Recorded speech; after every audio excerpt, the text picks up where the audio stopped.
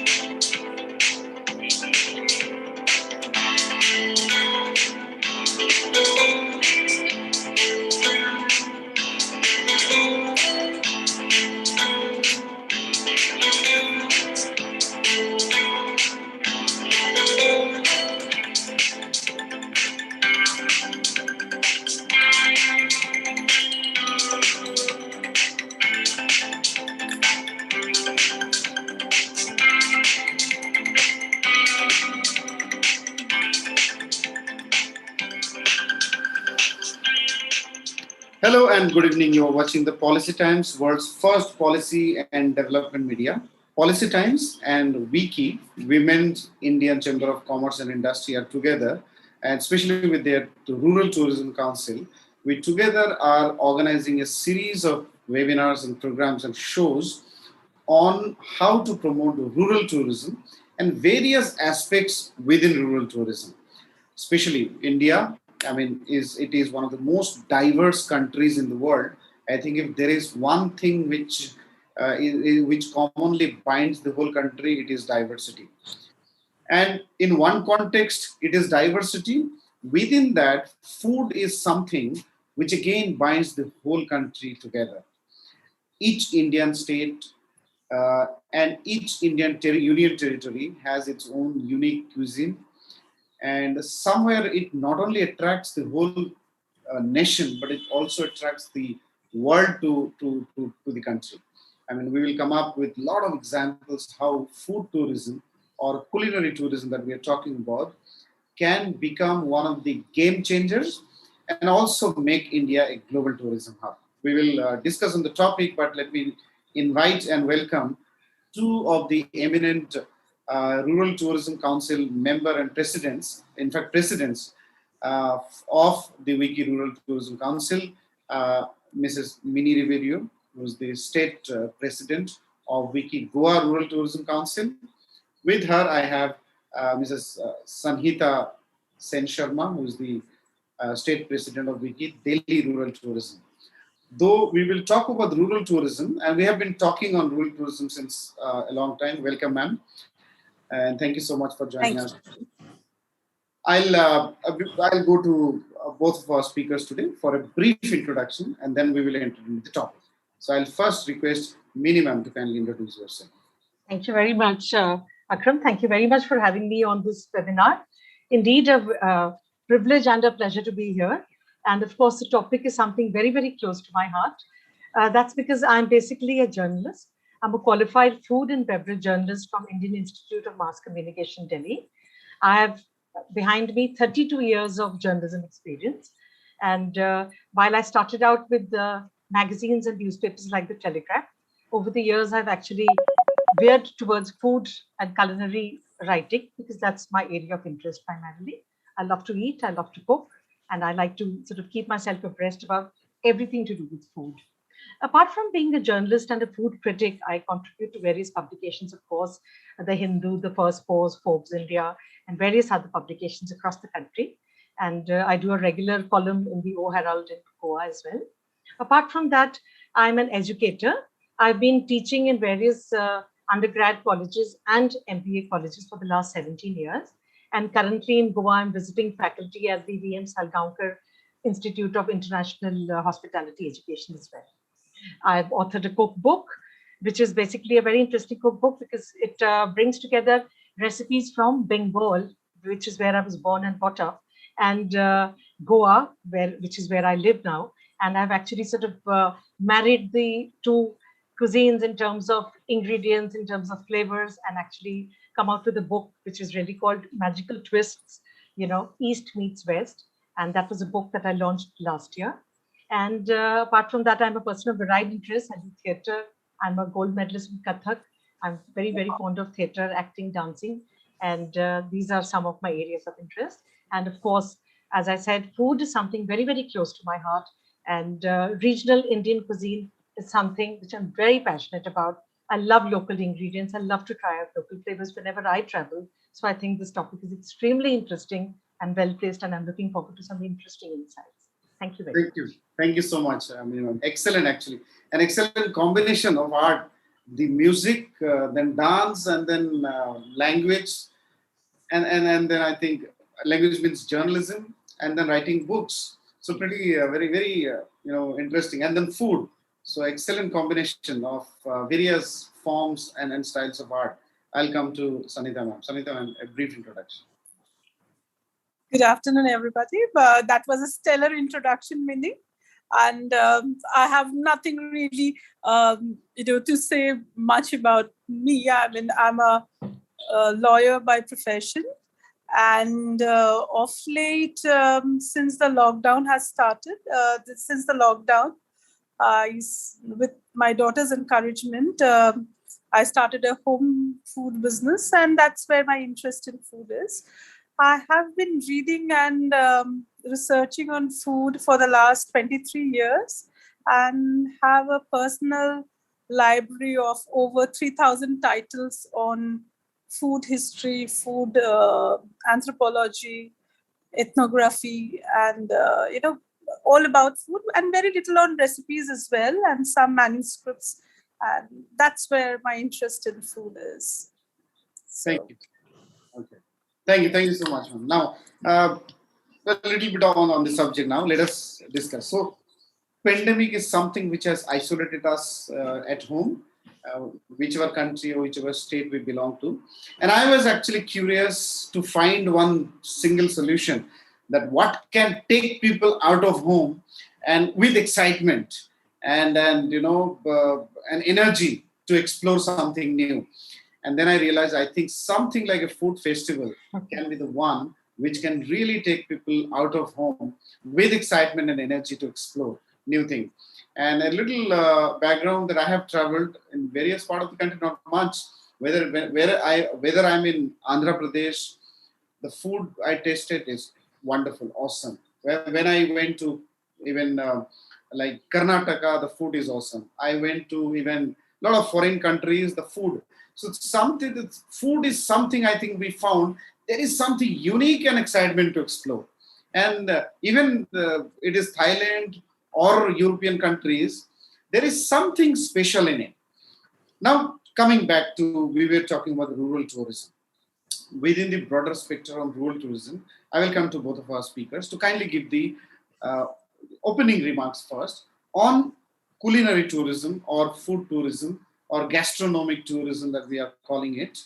A brief opening remarks on your observation on this and how it can take India or make India the global tourism destination going forward.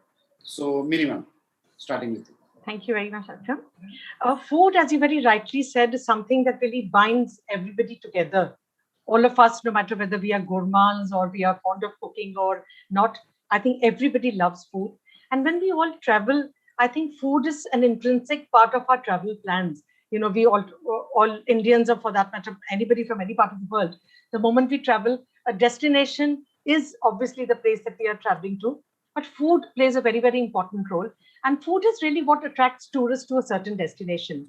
Automatically, cuisines have a great impact on a traveler's decision as to where the person is going to travel. Even before we make our itineraries, we've decided which restaurant are we going to. Today, thanks to social media, we ask everybody, what are the good recommendations? Where shall I go and eat? And which rightly so is an intrinsic part of the travel, because food in a way represents culture of that place. Culture, adventure tourism also comes in. So it's certainly something. Culinary tourism or gastronomy tourism, as we understand today, is basically, it's always been there. Food has always attracted a traveler. But I think it is now, this term has been coined for the last couple of years. And it's actually assuming very popular proportions, shall I say, because people actually travel to a destination specifically even for food. I mean, speaking for myself, I also sometimes I travel and I say, oh, well, this place is known for its food and I must go there. So I think there's a huge opportunity in culinary or gastronomy tourism, where actually, of course, speaking for India, naturally, different parts of India, as you very rightly said, we're such a diverse country with so many diverse cuisines. Even when we say a Maharashtrian cuisine or a Bengali cuisine or any other cuisine, that's a very broad term we are using, because within Maharashtra, within Goa, within Bengal, within any part of India, South India, to care, we should not say South India, we should specifically mention the states, because there is so much. Possibly every 100 kilometers or even before that, the cuisine actually kind of changes. The food changes because of the weather, the local ingredients, and so on and so forth.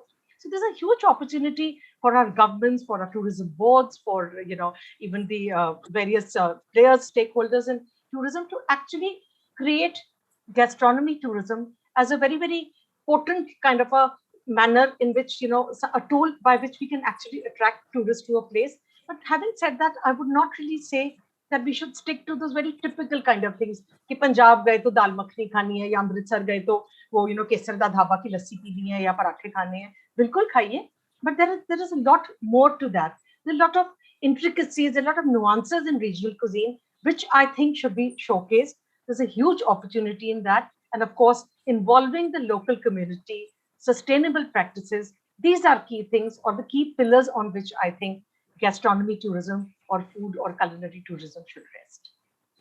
Thank you. Thank you. I think excellent points and a lot of actually exciting subsectors you have opened up. I'll come to Sanhita.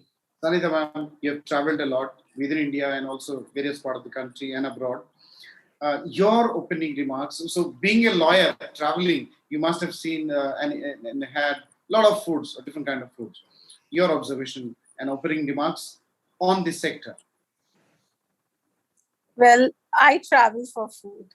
I work for food. The entire purpose of me working as a lawyer is to fund my travels and to fund my book purchases, as that is what I think it is for. So my entire existence is about food. So I think it started off many years ago, 25 years ago, when I lived in California at that point of time. And there's a place in California called Gilroy. Gilroy holds an annual garlic festival. Wow. So that's something that I had never experienced or known before. So I went to that festival, Gilroy Garlic Festival, and I was amazed to see stalls selling garlic ice cream to garlic whatnot, everything garlic. And so there were fields and farmers brought in their produce and they made things. It was a very artisanal market. And I absolutely fell in love with that concept. And thereafter, I have traveled to other places where there are food festivals. And I think in India, we have very limited food festivals centered or focused around a particular food. Like say in Spain, there is Tomatina, where there's an annual tomato throwing festival, which you would have seen in movies like Zindagi Na Milegi Dobara, which is a fantastic thing. And likewise in India, I can think of 3 festivals. One is in Trivandrum. It's an annual festival dedicated to goddess Atukula Bhagavati. So what happens in this festival is pious women. It's a festival wherein women cook payasam, and it's cooked in the city of Trivandrum. They cook it on the roadside on a brick stove and on a terracotta bowl, and it is offered to the goddess. And it's an annual festival, and it made it to the festival made it to the Guinness Book of Records because 25 lakh women participated. This is in my opinion, this is perhaps the only global culinary tourism festival that we have in India. People from across the world come and participate in this festival, in the Atakula festival, which is held sometime around February in Trivandrum. And then there are two other festivals which is held. One is held in Bangalore. It is called the Avarekai festival. It's the broad bean, the same fali that we know, the vegetable. It's dedicated to that vegetable. And then there is a peanut festival also in Bangalore. Very interestingly centered around peanut, and in Udupi there is one festival which is centered around brinjals. Mattu gulla. Gulla is the round, and mattu is a particular variety of brinjal which has gained a geographical indication. So India doesn't really, as of now, have a culinary festival as such, but these are, a couple of examples of festivals that we already celebrate without the hashtag of culinary tourism. But India has a huge opportunity because we have a wide variety of food, and the tastes are not uniform. As we all know, it varies from place to place. So I think there's a huge potential in culinary festival. And if we were to harness this thing, this sector can be a employment generator. This can provide a boost to the economy. Right. So, okay. You ended with a very interesting comment, and we'll start I'll start my second question on that, because I think food festival is something which connects the whole food supply chain or food ecosystem. And food ecosystem starts with a farmer and with a rural person, naturally, because farming is often done and generally done by the rural people. So that means I think food festival is something which can create a massive kind of economic contribution, or it can integrate the whole rural to urban population into one dimension. So your perspective, I'll come to you, ma'am, Mini ma'am, that how do we promote food festival to become such a level, so such international level, that and how it can benefit the whole ecosystem? Maybe if you can revisit. Sure. As Sanhita very rightly pointed out, that of course there's a huge potential, and as I mentioned earlier as well, there is a tremendous amount of potential. But personally speaking, I think we need to change our focus a bit. Food festivals have been happening a dime a dozen across India in 5-star hotels and other star hotels. You have a Gujarati food festival and a Kashmiri food festival and a Bengali food festival. That's all very well and very nice, and some of them are very well researched. I often attend many of them pre-pandemic, of course. But I think that there's a huge potential when we actually look at, holding food festivals in regional, by getting in the local communities. For example, I will cite an example from Goa, since I'm based here currently. It's basically recently in fact, the Ganesh Chaturthi festival is still on here in Goa, and of course in Maharashtra and many other parts of India is still being celebrated. And what is very interesting is that for the Ganesh Chaturthi in Goa, people actually have, there's the first day called the Thai, then there is the Chavthi, and then there is a third day, the Pancham. So basically, there's different kind of food that they actually prepare on all these 3 days. Now, trust me, there are very many people in Goa who live in Goa, and I can bet my last year paisa, 80% people, if not more, outside of Goa don't even know about the food that is prepared on these 3 days. The food is completely different. There's a reason behind the food that they eat. It's basically obviously offered as a prasad to Lord Ganesha. And there's a reason behind each of these dishes. Now, the variety is tremendous. The local seasonal ingredients are used. And trust me, this is something which you will not find it in a 5-star hotel for sure. It's homes who are actually doing these, the Ganesh Puja at their home, is where they prepare these elaborate meals. Of course, over the years, sadly, the quantum of celebrations and the magnitude at which this really scale on which this happens has reduced, but there are some very traditional homes who actually sort of do the entire works. So it actually struck me during this Ganpati. I said, why doesn't the government do something about this? The local, government can do something. Various stakeholders can come together and actually showcase this food. Then sometime back, we as the WICCI Rural Tourism Council Goa, recently we did a webinar on the monsoon green leafy vegetables of Goa.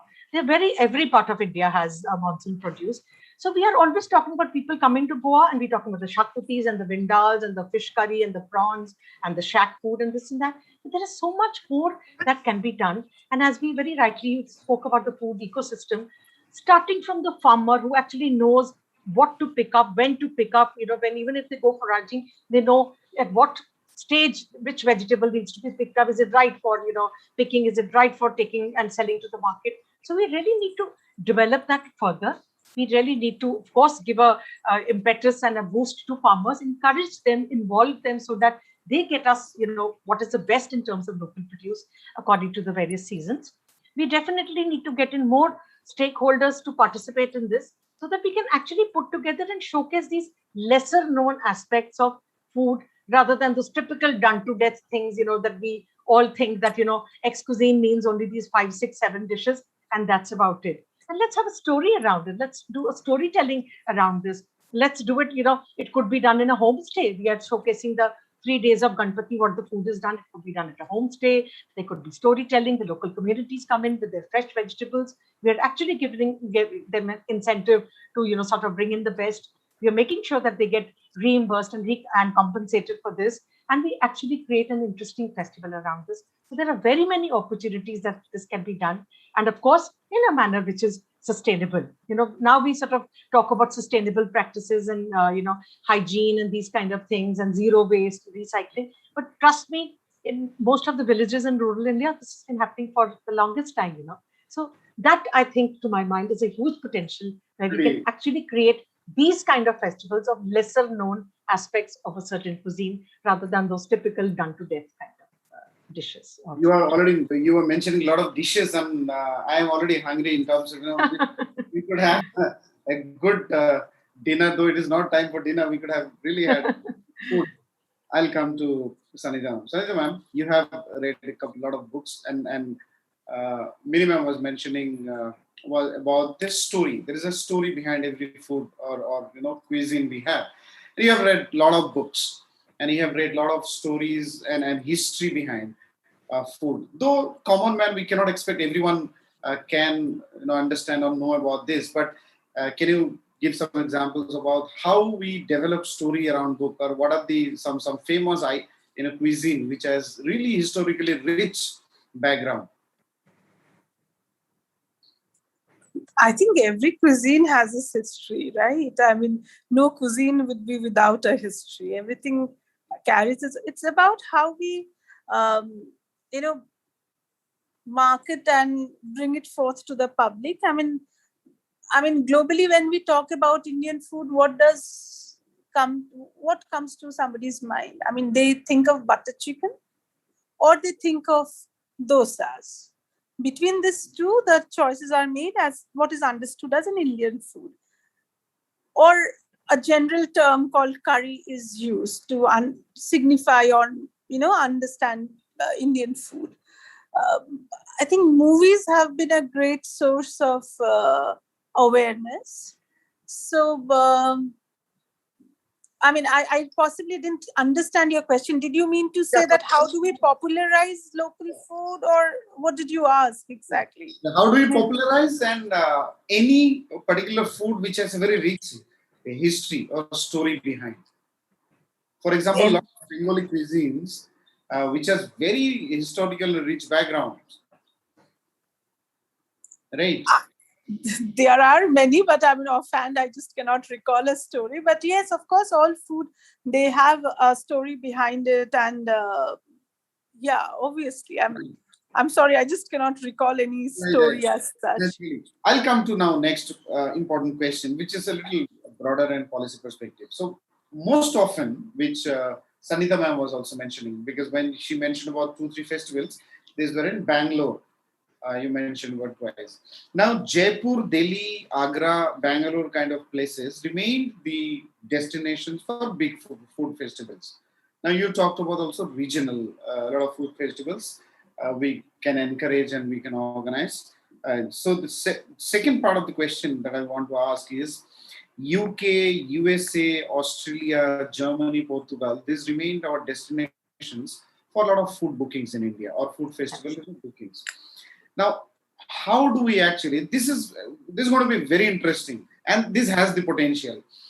How do we actually organize regional food festivals, or we connect the rural ecosystem, our food supply chain, but also attract global citizens to come and take part in such things? How do we make it truly local and truly global? I think the first step would be, global is the later step, but first step would be to familiarize those living in urban areas with the food that is grown by the farmers. Many of the children do not understand that milk doesn't come from a Tetra Pak. Milk comes from an animal, which So I think it's about familiarizing ourselves with the producers, with the growers. So encouraging more and more farmers market, or having a farm related activity in our school curriculum would be a great way to introduce or bring the farm into our lives at a very young age, is what I would think.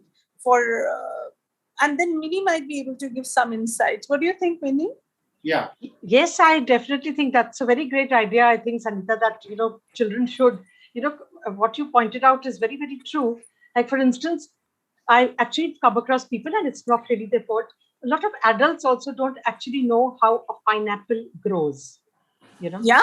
Trust me. And I mean, nothing wrong with that. I don't really, and I'm talking about people like us, coming from urban areas, of course. I mean, thankfully, I knew that. But, and I don't really blame them. So obviously, exposure, education plays a very important role in this. And I think it should be started at a very fairly early age. It's quite right. But coming back to what Akram said, that, how should we make these local festivals global?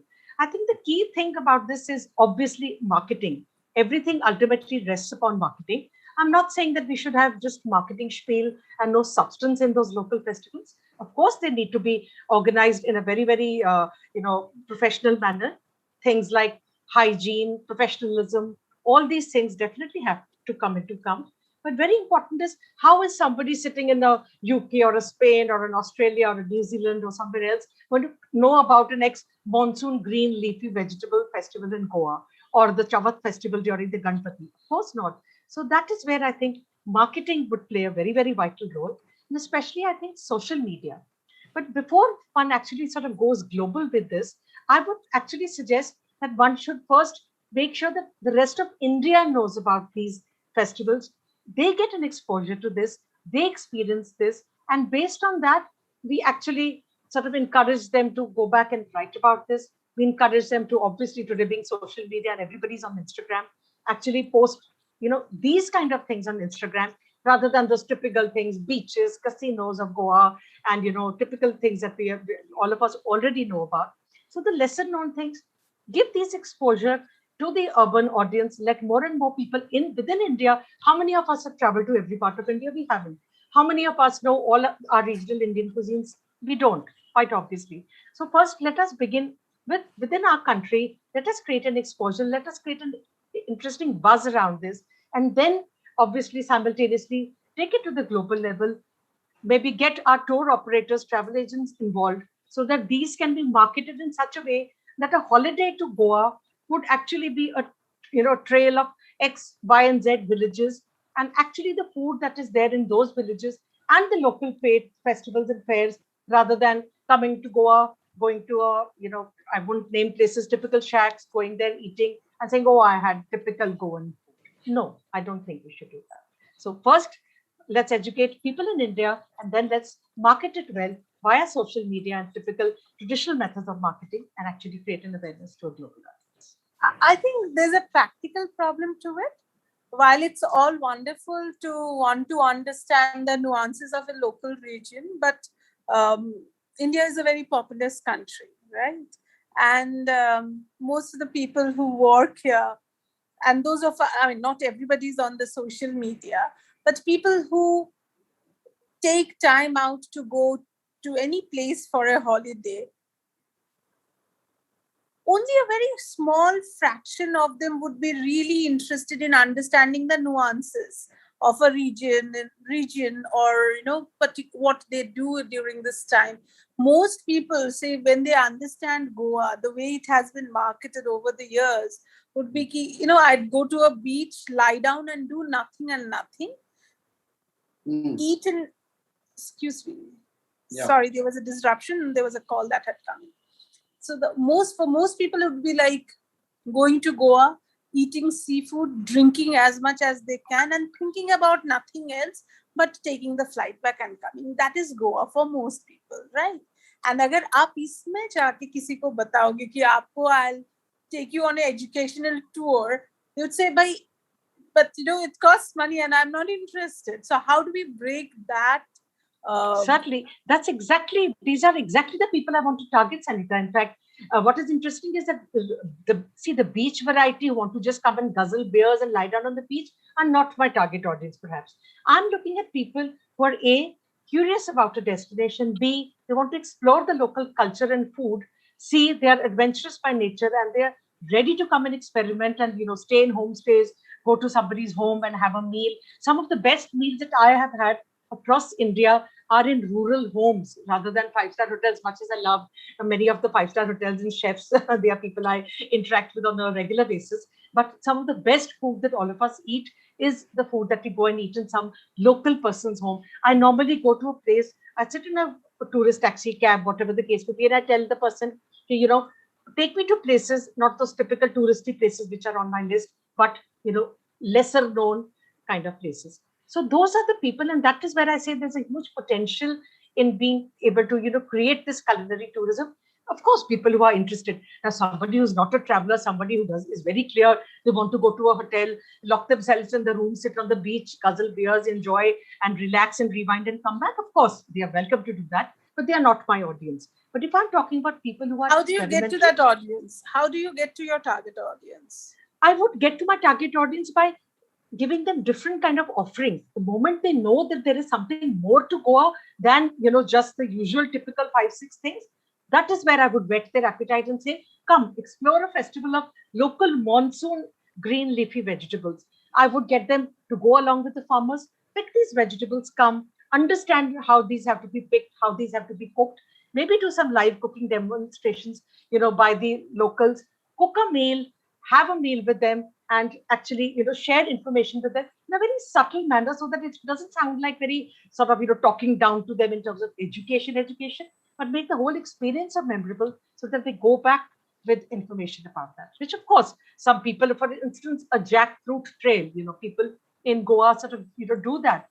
And it's not just about, the jackfruit growing. It's like how you cook it in a sweet dish, in a savory dish, and what are the various things you make about it, from it. So that is how you you could start. And there's a huge potential, at least in Goa, there's a tremendous potential to do this. And I've been very, very strongly— You for sure have me as a client. 5 years back, I spent 6 months at a stretch in Goa on an assignment, particularly in South Goa. And of course, also all over Goa, because you can travel north and south in a couple of hours. I looked for experiences where I could go to people's home and learn it, or enjoy. There wasn't anything 5 years back. No, Sanhita, that's been happening for very many years now. But yes, close to 10-15 years. But you just have to know the right people. And now definitely through, maybe what might have happened 5 years ago, it was happening, but you're not aware of it, which is obviously because it's not being talked about. 6 months in Goa, not 6 days, 6 months in Goa. You need to come back again. Right. Absolutely. Yeah. Let me take the conversation further towards entrepreneurship, because entrepreneurship is the solution in future for every challenges or exploring every opportunity. Right. how do we promote entrepreneurship more into this space, whether it is in the forms of organizing tourism events or festivals, or also, exploring food as a business opportunity? So again, I think this is a default thing. Wherever you go, you have, so many vendors. India has so many food vendors, street food vendors. These are all entrepreneurs, right? People who use their own money to set up a business and do whatever they can do best. And that is how we have some of the best foods across the country on the streets.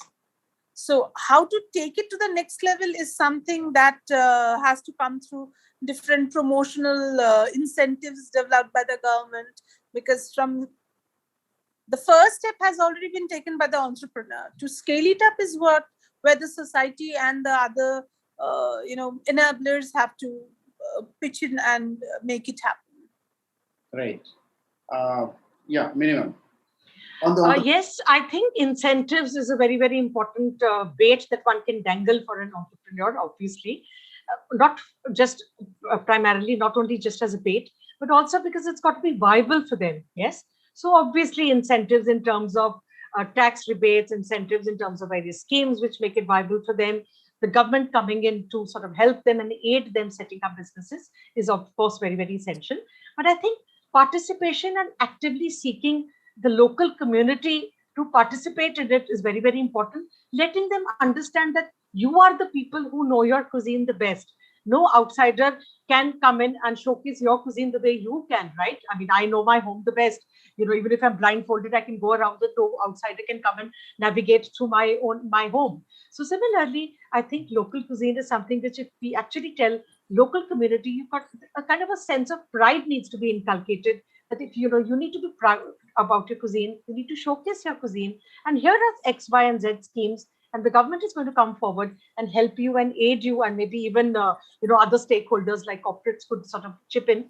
And together, when you sort of have these three stakeholders, the local community, the government, and corporates coming in, I think some very interesting food-related businesses could be set up. And I always think that even when people come to visit Goa, of course, I'm giving examples from Goa.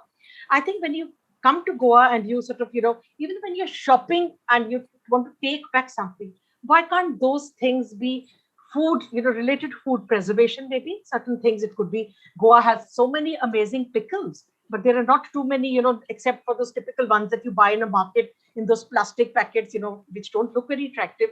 They can be proper fresh kind of pickles, packaged well, and other kind of food items, which you can actually incentivize, the local community to prepare, showcase, sell, so that people go back with those, rather than the typical bibink in a packet or a X kind of, or cashews or something. There is so much more to Goa, local produce in Goa, and the interesting things that can be made out of it, which the local community does, trust me. So maybe those need to be set up as businesses as well. And there's a huge opportunity in that as well. Exactly. I mean, a lot of things that are going in my mind. Now, education institutions. There are two, I think, more perspectives coming to my mind. One is a large chunk of our educated population are there in the education institutions. How do we capitalize the education institutions in terms of, having organized kind of food festivals? Or basically creating more awareness about the food. How is the hotel management chain is working in terms of the education institutions and their whole education setup in the hotel management in terms of promoting such regional or rural cuisines through our education? That is one. The second thing is, how do we create really that kind of massive awareness also among the mass? So one is through the education institutions, we can preserve our local cuisines and take them to the next level, getting it from the informal sector to the formal sector. On the other hand, also, it is also very important that we need to create massive awareness to make something a success. How do you basically respond to this, or what do you think about this? Maybe again, Sanhita, starting with you. I couldn't comprehend your question really much. Right. Let me then ask Yeman. Minimum. Basically, what I'm saying is that how the current hotel management or education institutions are working in preserving the rural or local cuisines. and taking it to the formal sector. That is one. And the second is, how do we create a massive awareness also to the common mass? And how can they be connected? Sure. Hospitality institutions, I think, do a very, they play a very important role, and they do contribute in a very large manner. But of course, I think for that, in order to promote local cuisine is there in the syllabus of, I think, all the hotel management institutes across India. But of course, a lot more can be done in terms of inculcating and introducing more regional information also, in terms of when you're talking about, again, if all regional cuisines are obviously taught in hospitality colleges, but if over and above that, the special emphasis is given to the cuisine of that region where the college is based, that is certainly going to, create a sense of pride. The students are going to be able to relate to things. And for example, I mean, whether it's food production or whether it's the chefs demonstrating those dishes, imagine if you can actually pick up, again, coming back to these monsoon green leafy vegetables during the monsoons, and the chef there who's sort of teaching the students actually teach them how to cook these, make them understand why an X vegetable or, dish needs to be cooked in a certain season, like season, you eat in a season with a reason. So if these things can be introduced rather than just broad based saying that, okay, go in cuisine, it, comprises your, you need to have vinegar and the masalas are done like this and so on and so forth. If we go that a little step further and we actually bring in more of local produce, maybe we actually start getting the produce even into Hospitality Management Institute from local farmers and the local community, and start experimenting with those and start incorporating those in your menus and in your curriculum, that would certainly go a long way. That is to answer the first part of your question. Yeah. And secondly, to overall create an awareness is, I think I would again go back to, obviously you need to create, awareness through marketing. And today, the primary tool for marketing, I think for these kind of things especially, is social media. Because I think whenever there is a gourmand or a food lover who's seeking information, be it for a destination or a new restaurant or a new cuisine type or a new dish that can be made with an ingredient, they automatically turn to the social media. So I think if there we can actually enrich the experience through visuals, obviously, and through a lot of more information. It could be experts, it could be people who had first-hand experience. Then I think the message would really percolate, downwards, and would even reach an ordinary person who would then understand that jackfruit doesn't only mean that X cheese khali banti hai jackfruit se, but jackfruit ki chips bhi bante hain, jackfruit ka halwa bhi banta hai, jackfruit ki curry bhi banti hai, jackfruit ke seeds bhi hum khate hain Goa mein shaam ko boil karke, so the variety and the entire spectrum of a particular ingredient and the local dishes can be done, but of course again through social media. Right. Thank you. Sanhita ma'am, awareness कैसे बढ़ाएं पूरा India में? Sorry? Awareness. How do we actually increase awareness? I would say that, we need to work at a very basic level. Start at a school grade level to have a more organic, holistic understanding of a human's connection with the food or the entire ecosystem.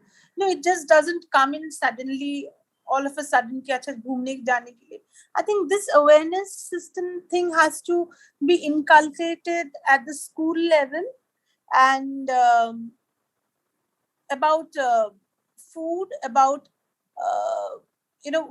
we start, the perspective from which we study food is unidimensional. We study food only from the geography point of view, that rainfall hota hai to ye food yahan pe banta hai. But beyond that, our school curriculum doesn't delve deeper into the primal requirement of any human. So I think at the school level is where we need to work on, and that is where the policy times can be a good participant and be a partner to make that happen. Yeah, that is my actually next question. Maybe, just to formalize it for minimum. So I think one more thing, interesting thing, it just, out of the discussion, it came to my mind. Why can't we make cooking as a practical subject in schools to teach to our kids? because I see most of our kids do not learn cooking as as a hobby or as a subject or something. They are learning it after their marriage, I think, mostly, because kind of culture that we are now in, cooking remains like a different kind of activity. So can we encourage cooking kind of activities as an activity, not like a typical subject, in schools or maybe colleges? So the second thing is, maybe this will be my final question to both of you. Let me have your reaction first on this. Yeah. Then I'll Yes, I think you're very right. And as Sanhita said, one should sort of started at at a young age in terms of, it's like catch them young. But as an activity, definitely. In fact, I think nowadays there is a tremendous awareness. When we were children, some of us enjoyed cooking, watching our mothers and grandmothers, and many didn't. But today, I think the awareness among children about food, thanks to MasterChef Australia and the various plethora of food shows that are there on television and on various OTT platforms, is tremendous. So, I personally speaking, whether it's extended family or children of friends or others, neighbors, etc., you actually see young children of the age of 5, 6, they want to hold a knife and they want to bake a cake and they want to do a cake batter and they want to, understand about different kind of cheeses and all of that. So I definitely think as an activity, it should be encouraged, perhaps in schools. Yes, since you have extracurricular activities as drawing, painting, reading, drama, debate, etc. Why not cooking? Yes, by all means have that. It doesn't mean that, if it's kind of cooking, it has got to be boring, wo pyaz katna and aloo chilne. No, you can make learning fun, just as various other subjects. I too, as a teacher, I think that can be made a lot of fun. So food and cooking is something which certainly should be incorporated in schools as an activity. You could make it compulsory, you could make it optional, depending upon interests and depending upon various schools.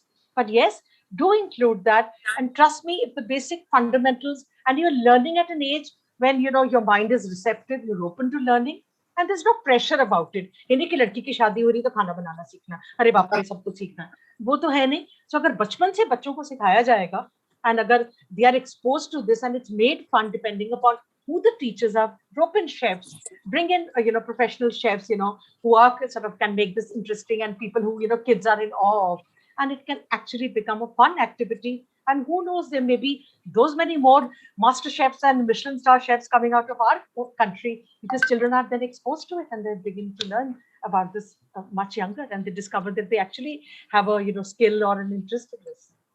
Right. Sanhita, ma'am? Before all of that, we need to remove the sexism from food, that ladki ko shaadi ke pehle ya ladki ko karna chahiye. So I think we need to remove that sexist part out of it, which is why I said, let's start it at the school level. Absolutely, goes without saying. Yeah, irrespective of our gender orientation, we learn it's a life skill. Totally. Nothing, a lot of people have taken lockdown as an opportunity to learn how to cook food beyond making a Maggie or an omelette. So just the way we live, breathe, educate ourselves, it's important that we empower our children with basic skills so that they know it they can thrive anywhere in the world and be independent and not be dependent on another person to supply them something as basic as, the regular meals. So very interestingly, I conducted a couple of sessions for children going abroad for their studies. So I conducted a cookery workshop for them to help them manage through their, the days in US or UK. And I found that most children, they're not children anymore, they're 18 plus. So most young adults, though they are interested in it, they're not encouraged at home to do that. Particularly boys haven't been encouraged. And so it's the mindset that we need to work in the entire Indian subcontinental scheme of things. That again opens another context, so I don't want to go into it. I'll come to the final question before we take the closing comment from both of you. What kind of role can media because minimum you were in media since long and you saw what media is doing in the food industry. But media has always been a player, like in terms of tasting a food and then showing the food review. But what role can media more broadly play in this kind of activities and mission? And what are other stakeholders who engage more for such comprehensive development?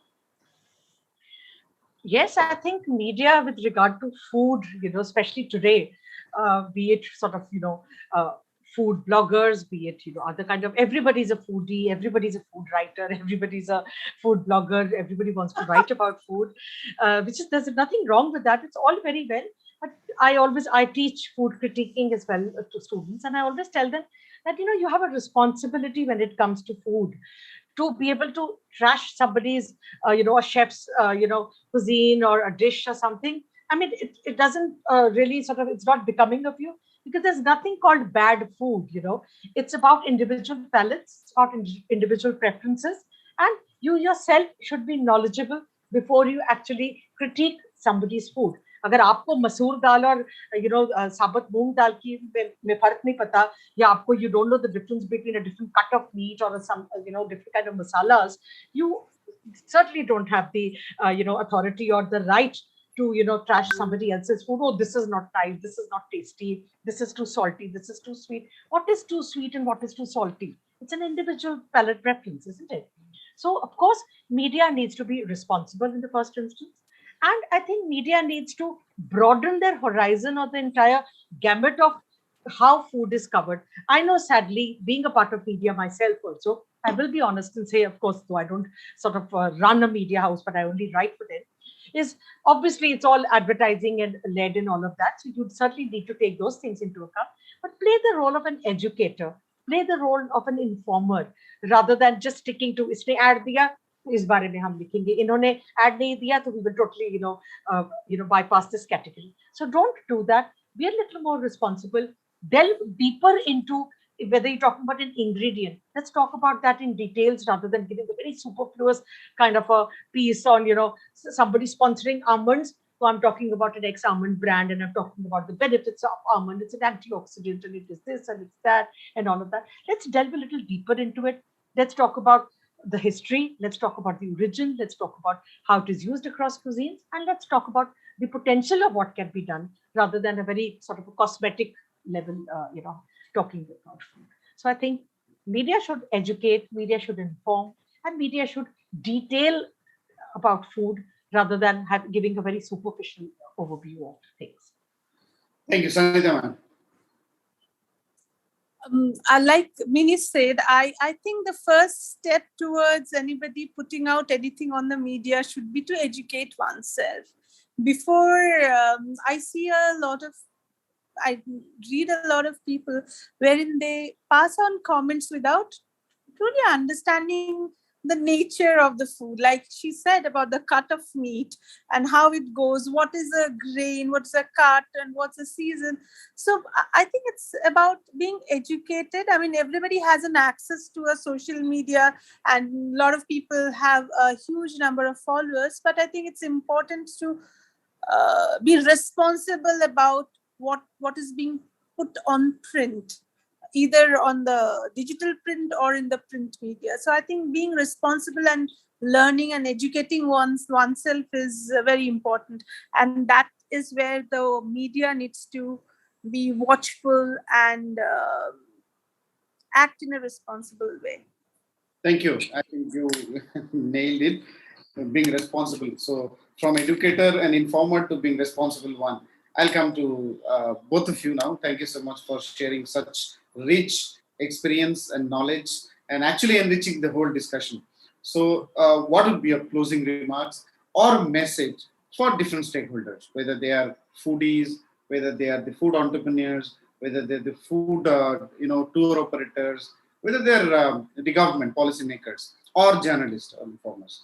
So what will be your closing remarks and comments and message? I would basically say that culinary tourism, since that's really a topic of gastronomy tourism, it can actually become a very gainful source of livelihood really for people. So we need more stakeholders, volunteering and wanting to come into the field of culinary tourism. And I would, to people, the local community, I would say, have pride in your local cuisine. Of course, by all means, try and enjoy and experience Western cuisine, but have pride in your own regional cuisine. There are ways in which regional cuisine can be integrated with the global cuisines, and you can come up with some amazing dishes and amazing experiences. So keep the core as your own local regional cuisine. Be proud of it, showcase it effectively, and let people actually discover the richness of your destination through food. Thank you. Sanhita. I think I just agree with what Minnie said. I really do not have anything to add into this. Being responsible and spreading awareness, be brave, be courageous, be adventurous, go ahead and try, don't be afraid, is what I'd say. And that's about it. Thank you. Thank you so much, Minnie Ribeiro, ma'am, and Sanhita Sensarma, ma'am, for sharing your rich experience, knowledge, and also guiding us in terms of understanding the subject with the intention and objective to promote, gastronomic tourism or culinary tourism, whatever tourism we call it, or food tourism. So as Policy Times, as a policy think tank, we are always excited to bring something new on the table and create awareness on something new. I think we are very happy, and I'm really proud also the WICCI, the kind of sessions that we are doing in partnership with WICCI, kind of themes that we are promoting.